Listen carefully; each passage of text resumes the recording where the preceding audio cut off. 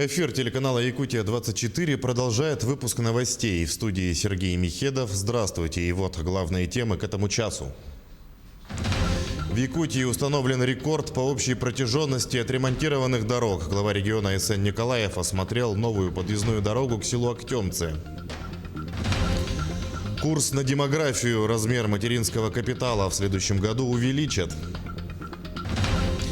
И он был представлен к званию Героя Советского Союза, но так его и не получил. Памятник легендарному снайперу Ивану Кульбертинову открыли в Якутске.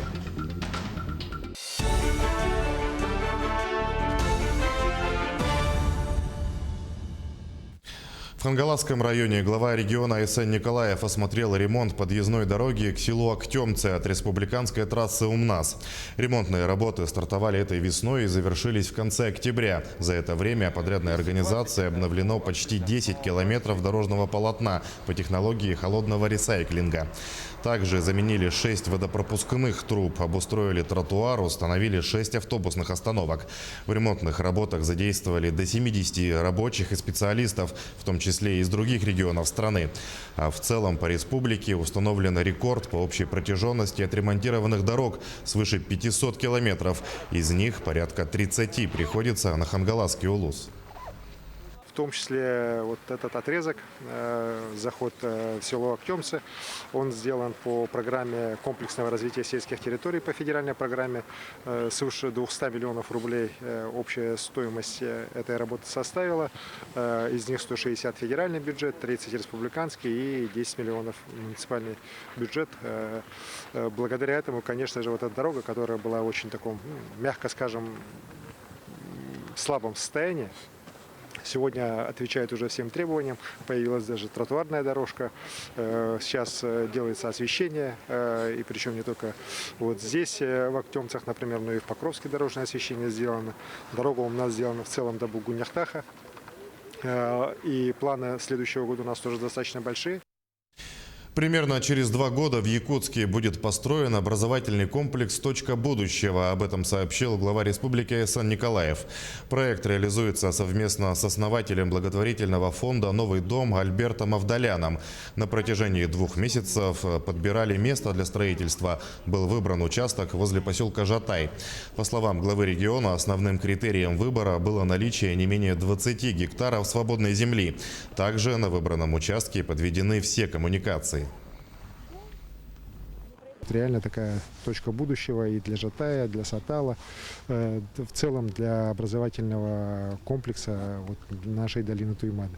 Мы надеемся, что проект уже реально сейчас начнет реализовываться в 2021-2022 годах, и где-то в конце 2022-2023 году этот комплекс уже здесь у нас в городе Якутске в районе Жатая уже возникнет. Далее о ситуации с коронавирусом в регионе. 204 новых случаев COVID-19 выявили в Якутии за минувшие сутки, в том числе 42 носителя инфекции. Большинство заболевших в Якутске – 115 человек, в Алданском районе 9 случаев, в Сунтарском – 7, в Кобяйском, Нерюнгринском, Аймиконском и Чурапчинском районах по 6, в Нюрбинском – 5 случаев. В остальных районах от 1 до 4 заболевших. 3 человека скончались от коронавируса за минувшие сутки.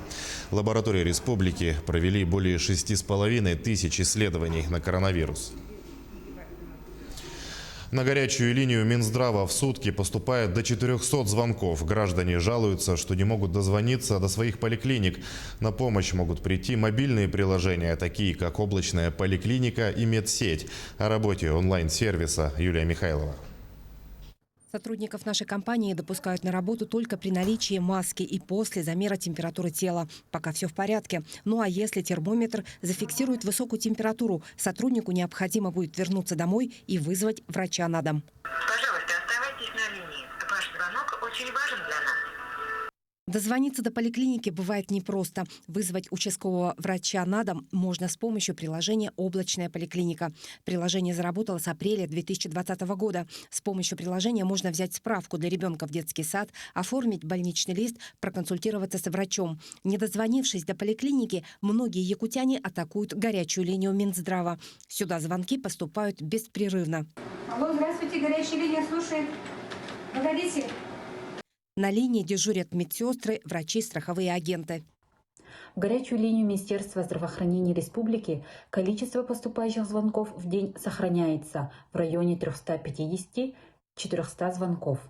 Режим работы горячей линии круглосуточный. Операторами на данный момент работают врачи, медсестры, специалисты территориального фонда обязательного медицинского страхования и страховых компаний. Многие занимают линию по вопросам, не относящимся к пандемии, к примеру, как получить консультацию узкого специалиста, оформить санаторно-курортную карту и другим. Между тем, на линию не могут прорваться те, у кого обнаружились первые признаки ковид. Высокая температура, потеря обоняния и вкусовых ощущений, сухой кашель, боль в горле. Степень тяжести заболевания определит участковый врач. По результатам анализа на ковид будет назначено лечение. При более тяжелых признаках больного госпитализируют в стационар. Сохранение температуры тела выше 38 градусов в течение 3 дней. Также снижение насыщения крови кислородом ниже 95%. Также наличие признаков пневмонии более 25% поражения. Подлежат госпитализации также лица с сопутствующими заболеваниями, такими как хроническая сердечная недостаточность, сахарный диабет, лица, получающие гемодиализную терапию и другие. В эти дни, когда накалены до красна телефоны колл-центров, поликлиник и горячей линии Минздрава, можно воспользоваться приложениями «Облачная поликлиника» и вызвать врача на дом с помощью приложения «Медсеть». Юлия Михайлова, Павел Пахомов. Новости, Якутск. Размер материнского капитала в следующем году будет проиндексирован, а в дальнейшем планируется ежегодно повышать его размер. Об этом заявила замминистра труда и соцзащиты России Ольга Баталина. По словам представителя Минтруда, за все время действия программы сертификаты получили более 10 миллионов семей, а воспользовались средствами маткапитала 8 миллионов семей. Материнский капитал, напомним, можно потратить на улучшение жилищных условий, образование детей, формирование накопительной пенсии мамы, а также на социальную адаптацию и интеграцию в общество детей-инвалидов и на получение ежемесячной выплаты. Кроме того, в марте вступил в силу закон, разрешающий использование маткапитала на строительство жилого дома на садовом участке. 14-ю обогатительную фабрику Айхальского ГОК временно остановили ради ремонтных работ. Многие из них невозможно выполнить, когда на предприятии включено оборудование. Ремонт продлится чуть больше месяца. Запустить фабрику планируют в ноябре. Подробности у Ирины Балковой.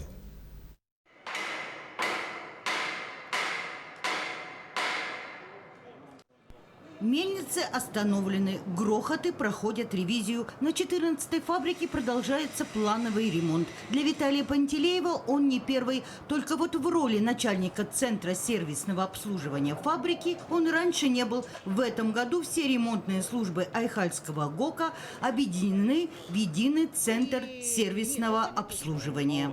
В новой структуре мы должны, скорее всего, подойти с точки зрения обслуживания оборудования и немного отойти от ремонтов, тем самым обеспечив надежность оборудования в дальнейшем, работу оборудования. То есть это в основном будет у нас техническое обслуживание, проведение диагностики оборудования. Вот в этом направлении мы должны будем работать.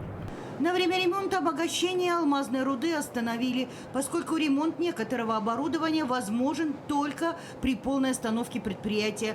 Например, замена трубопровода насосного парка. В плановый ремонт включены также работы по техническому перевооружению. На энергоблоке внедряется современная релейная защита автоматики.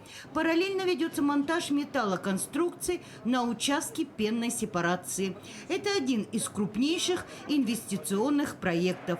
Так как мелкие кристаллы обладают свойством хорошо прилипать к пузырькам пены, она позволит отделять мелкие алмазы от пустой породы. Мы начинаем вовлекать в обработку на фабрике 14 руду трубки Айхал. Проектная схема фабрики 14 не предполагала обогащение руды трубки Айхал, которая в основном представлена алмазами мелких классов, то есть менее 2 мм. То есть внедрение процесса пенной сепарации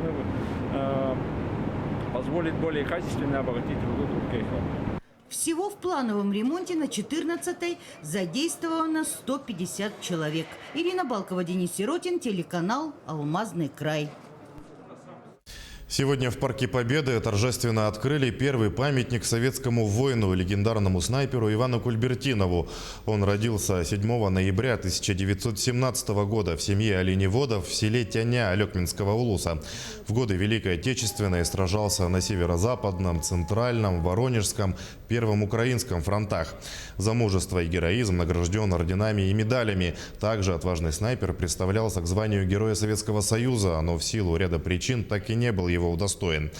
Авторами парковой композиции стали скульптор Николай Чечасов и архитектор Марина Рожина. Иван Кульбертинов изображен сидя, а позади него стоит олень, олицетворяющий малую родину великого снайпера. Образ Ивана Николаевича, он уже становится интернациональным. Мы прекрасно знаем, что в первую очередь он ивенкийский герой, но он в той же мере герой Якутии, якутской земли. И герой России, пусть не признанный, надеемся, что это свершится и справедливость восторжествует, потому что его воинские заслуги, конечно же, заслужены звания Героя России. А молодой художник из Италии создал мозаику, посвященную юбилею кубика Рубика. Материалом послужили более 6000 механических головоломок. Подробности композиции у наших коллег.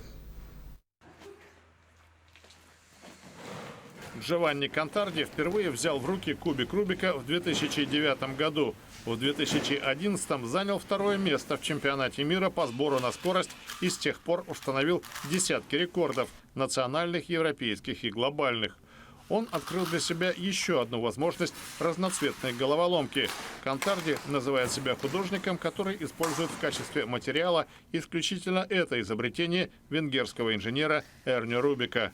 Новое произведение итальянца – мозаичное панно с изображением Титана Атланта из древнегреческой мифологии.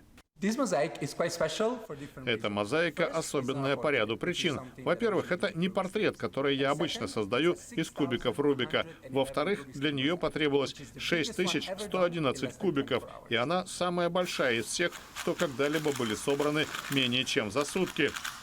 Моделями для автора уже послужили известные лица, в том числе Джон Леннон, Грета Тунберг и Даниэль Рэдклифф в облике Гарри Поттера. На портрет каждого уходило от 500 до 700 единиц.